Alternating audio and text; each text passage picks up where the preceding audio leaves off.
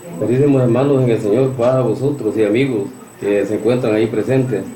Nuevamente me encuentro con ustedes a estas horas de esta noche y quiero decirles que lamento el que la noche anterior no pude terminar el tema que hoy voy a iniciar de nuevo, pero ocurrieron un montón de cosas que lo lamento que hayan ocurrido, pero nuevamente estoy con ustedes y agradezco a Dios primeramente. Quiero que hagan conmigo una oración para iniciar. Padre Santo, nuevamente, Señor, estamos delante de ti a estas horas y quiero, Padre, llegar a ti porque sé que tú nos ayudas siempre. Suplico a ti que controles todo lo que está a nuestro alrededor para que todo salga bien en esta nueva intervención que tú me regalas.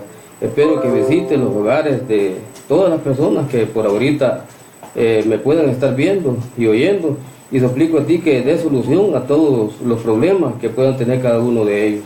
Ayúdanos pues a través de tu Santo Espíritu y perdónanos todo pecado que hayamos cometido y ayúdanos para mejorar delante de tu divina presencia. Son súplicas que hago a ti de favor, sabiendo que tú eres la honra, el poder y la gloria por los siglos de los siglos, y en el nombre santo de tu amado Hijo Jesús. Amén.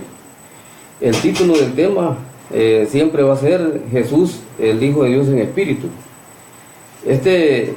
El tema es bien interesante, ya que a través de la Escritura hay mucho que hablar de él. Desde luego, por el tiempo que es corto, voy a tratar la manera de ir un poco rapidito. Espero pues que ustedes, si tienen a bien, después pueden abrir las Escrituras y corroborar lo que voy a leer a la par de cada uno de los textos. Leo el primer texto, se encuentra en Juan capítulo 1, del verso 1 al 3, y luego después leo el 10. En el principio era el Verbo, y el Verbo era con Dios, y el Verbo era Dios. Este era en el principio con Dios. Todas las cosas por Él fueron hechas, y sin Él nada de lo que ha sido hecho fue hecho. El verso 10 dice, en el mundo estaba, y el mundo por Él fue hecho, pero el mundo no le conoció. Los pasajes estos que acabamos de leer en el Evangelio de Juan son bien necesarios para el mensaje que hoy estamos tratando la manera de explicar. ¿Por qué? Porque aquí da a conocer de que en el principio Jesús era el Verbo, dice aquí el versículo 1. ¿Y qué se entiende por el Verbo? No se puede entender mucho si nos quedáramos ahí. Pero si leemos el verso 14, dice, y aquel Verbo fue hecho carne y habitó entre nosotros, y vimos su gloria, gloria como el unigénito del Padre, lleno de gracia y de verdad.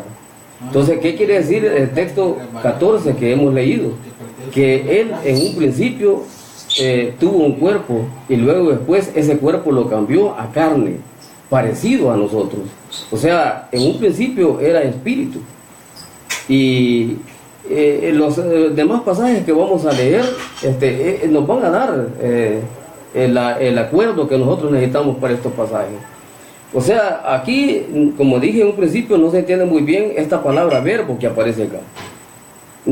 Pero sí nos da una luz el verso 14 que leímos por último, que es un cuerpo espiritual.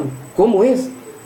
Dice el capítulo 24 del Evangelio de Lucas, ¿qué es el cuerpo espiritual? Jesús se encargó de decir esto, en Lucas 24, verso 39. Cuando Él resucitó, se presentó a los apóstoles y les dijo estas palabras: mirad mis manos y mis pies, que yo mismo soy. Palpad y ved, porque un espíritu no tiene carne ni huesos como veis que yo tengo. O sea, un espíritu no es como nosotros tenemos este cuerpo. Y si no tiene carne ni tiene huesos, entonces quiere decir que no se puede ver. Algo más comprensible dio a conocer Jesús a Nicodemo en Juan capítulo 3, verso 8. Dice el Señor en esta situación: el viento sopla de donde quiere y oye su sonido, mas ni sabe de dónde viene ni a dónde va. Así es todo aquel que es nacido del Espíritu. Si nosotros queremos controlar el viento, como lo dijo nuestro Señor acá, es bien difícil. Solamente se puede, dice aquí, oír su sonido nada más. Y eso es real. Donde quiera que nos encontramos, al tener contacto del viento en nuestro cuerpo, se oye un sonido, pero no podemos definir de dónde viene ni a dónde va.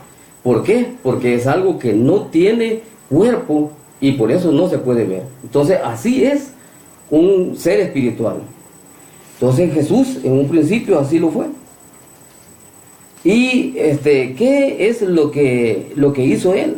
Eso es lo que vamos a tratar de hallar en este tema que ahorita estamos estudiando. Y dice las Escrituras en el mismo Evangelio de Juan, vamos a repetir el verso 3 del capítulo 1. Y dice: todas las cosas por él fueron hechas, y sin él nada de lo que ha sido hecho fue hecho. O sea, teniendo ese cuerpo, Jesús, el Hijo de Dios, se encargó de hacer todo lo que nosotros podemos ver acá, en este mundo donde nosotros vivimos. O sea, es algo que tiene respuesta a muchas cosas. ¿Quién habrá hecho el cielo?, se podría preguntar alguien. Bueno, la Escritura dice acá de que fue Jesús, el Hijo de Dios, teniendo ese cuerpo. ¿Quién habrá hecho las primeras plantas? ¿Quién habrá hecho los primeros animales? ¿Quién habrá hecho la primer pareja de donde dependimos nosotros? O de donde dependemos nosotros, perdonen. Eso tiene la respuesta. Cuando nosotros leemos la carta del apóstol Pablo a la iglesia en Colosa, en su capítulo 1, verso 15 al 17, dice: y Él es antes de todas las cosas. Él es la imagen del Dios invisible, el primogénito de toda la creación.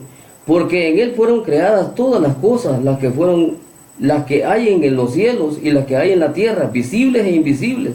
Sean tronos, sean dominios, sean principados, sean potestades, todo fue creado por medio de Él y para Él. Y Él es antes de todas las cosas, y todas las cosas en Él subsisten, dice acá. O sea, Él lo creó todo. Lo que hay en los cielos, lo que hay aquí en la tierra y lo que hay en el mar. Y lo que hay fuera de la tierra. Porque recordemos que hay planetas, además de nuestro planeta en el cual vivimos, que se llama Tierra, hay otros planetas. Y todo eso lo creó Jesús teniendo ese cuerpo espiritual. Pero ¿qué nos dice además las Escrituras? Vámonos a la carta del apóstol Pedro, su primera, en el capítulo 3, del versículo 18 al 20. Dice: porque también Cristo padeció una sola vez por los pecados, el justo por los injustos, para llevarnos a Dios, siendo a la vez muerto en la carne, pero vivificado en espíritu, en el cual también fue y predicó a los espíritus encarcelados, los que en otro tiempo desobedecieron, cuando una vez esperaba la paciencia de Dios en los días de Noé, mientras se preparaba el arca, en la cual pocas personas, es decir, 8, fueron salvadas por agua. Nuestro Señor, en ese cuerpo espiritual que Dios le permitió tener en un inicio, Él anduvo predicando a esas personas a las cuales les fue anunciado que iba a llover 40 días y 40 noches. Él se encargó de predicarles. Pero ¿cómo pudo haberlo hecho teniendo ese cuerpo espiritual? Es una pregunta que puede salir a nosotros, porque es bien difícil de que alguien con ese cuerpo pudiera hablar a las personas. Pero estaba Noé. Aquí lo dice la Escritura, el pasaje que acabamos de leer. ¿Y Noé quién era? Dice ahí, Génesis capítulo 9, de que era justo delante de Dios. Era alguien creyente en Dios en esos días. Entonces es fácil de deducir que Jesús en espíritu entró a Noé, y a través de Noé Él predicó a todas esas personas encarceladas, dice acá. Encarceladas, ¿cómo se puede entender esto? Bueno, el que peca y peca y peca y no se cansa de pecar, ese ser está encarcelado, está cautivo. ¿Por qué? Porque no deja de pecar. Entonces Jesús, Él se encargó de decirle a esas personas lo que venía, y por ello fue que solamente 8 personas se prepararon para salvarse de ese diluvio que se dio por 40 días y 40 noches en ese entonces. Esto de que Jesús entrara a Noé lo podemos nosotros probar leyendo el Evangelio de Juan en su capítulo 14, verso 23. Jesús, acá en la tierra, dijo estas palabras. Respondió Jesús a Judas, porque él le hizo una pregunta, y le dijo en el verso 23, el que me ama, mi palabra guardará, y mi Padre le amará, y vendremos a él, y haremos morada con él. O sea, Dios y Jesús siempre han estado bastante cerca. Entonces, cuando Judas le hizo esa pregunta de que por qué llegarían a ellos y no al mundo, entonces Jesús le respondió claramente de que el que le amara, su palabra guardaría, y mi Padre le amaría, y vendrían ellos dos a entrar a ese cuerpo de esa persona que guardara su palabra. O sea, cada uno de nosotros, los que creemos en Jesús, tenemos a ellos dos en espíritu dentro de nosotros.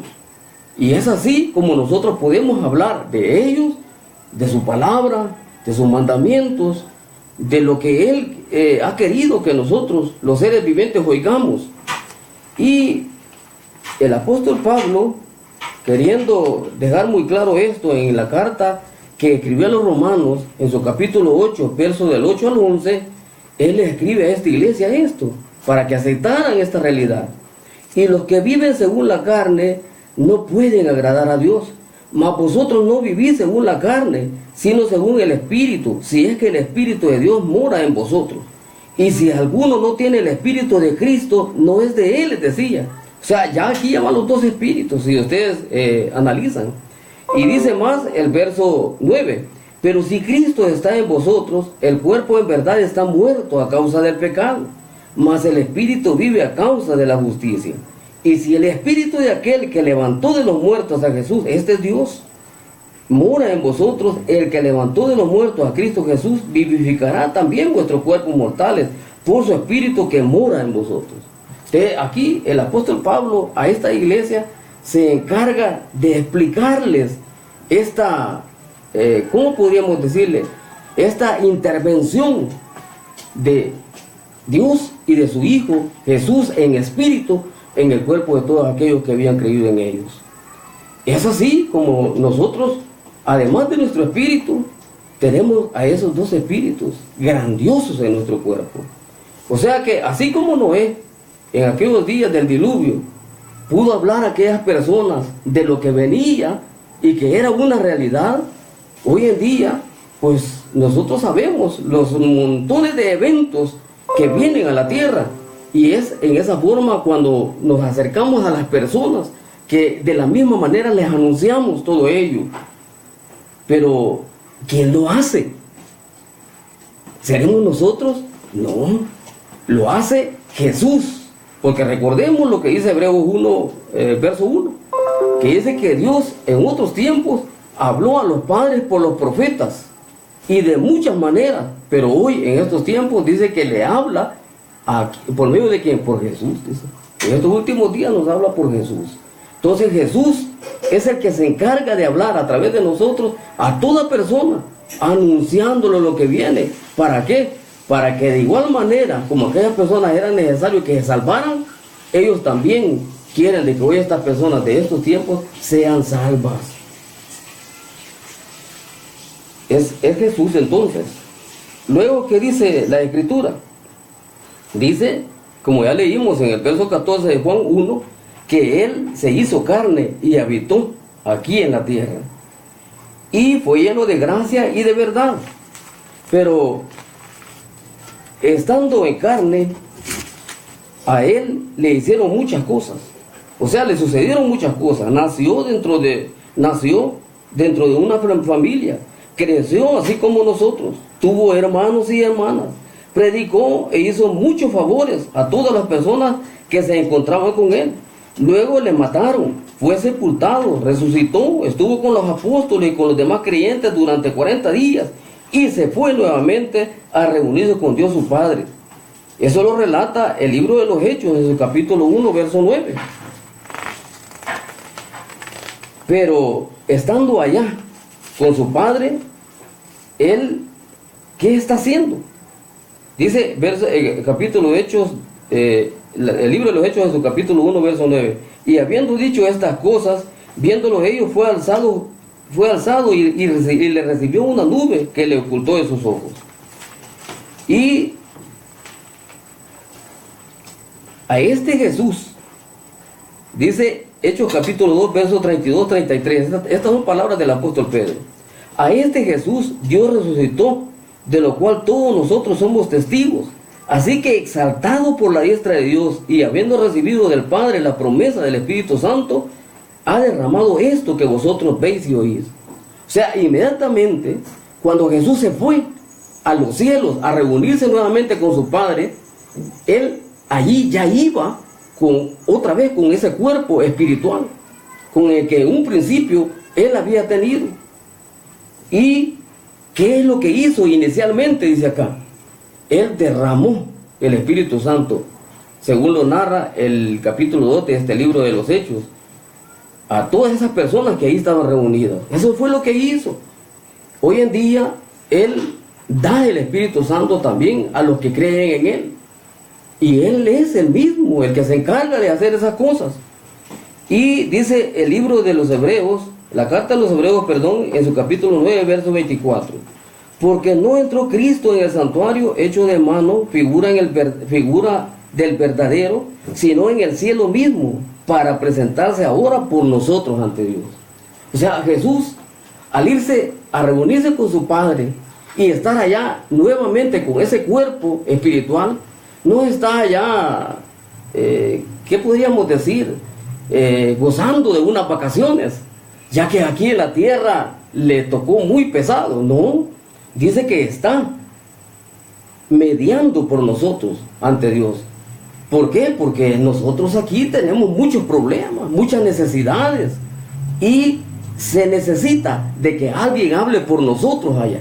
Por ejemplo, cuando nosotros oramos, al final de la oración nosotros decimos: todo esto te lo pedimos en el nombre de Jesús, tu Hijo.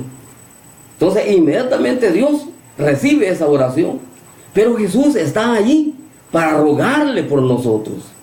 Dice el apóstol Pablo en 1 de Timoteo, el último pasaje que quiero citar en esta noche, en el capítulo 2, verso 5, dice: porque hay un solo Dios y un solo mediador entre Dios y los hombres, Jesucristo hombre. Un solo mediador, solo Jesús está allá, y Él hace eso por nosotros, teniendo el cuerpo que ya dijimos, espiritual, y media por nosotros. Necesitamos nosotros ese mediador. Jesús así lo dijo, de que Él se iba a ir. En Juan 14 está escrito que Él se iba a ir, pero Él iba a estar allá hablando por nosotros ante Dios. Y eso es lo que hace hoy, siendo espíritu nuevamente. Así que, hermanos, yo llego al final de este mensaje nuevamente. Espero en Dios que hoy sí lo hayan oído totalmente. Y quiero decirles que yo, al saber estas cosas, en las cuales hemos sabido hoy esta noche, he sido el primero de estar alegre. Espero que también ustedes se alegren en esta noche, y que si llueve, pues sea la alegría mayor que ustedes puedan tener. Espero en Dios que así suceda, y me despido amorosamente. Paz a vosotros, hermanos y amigos.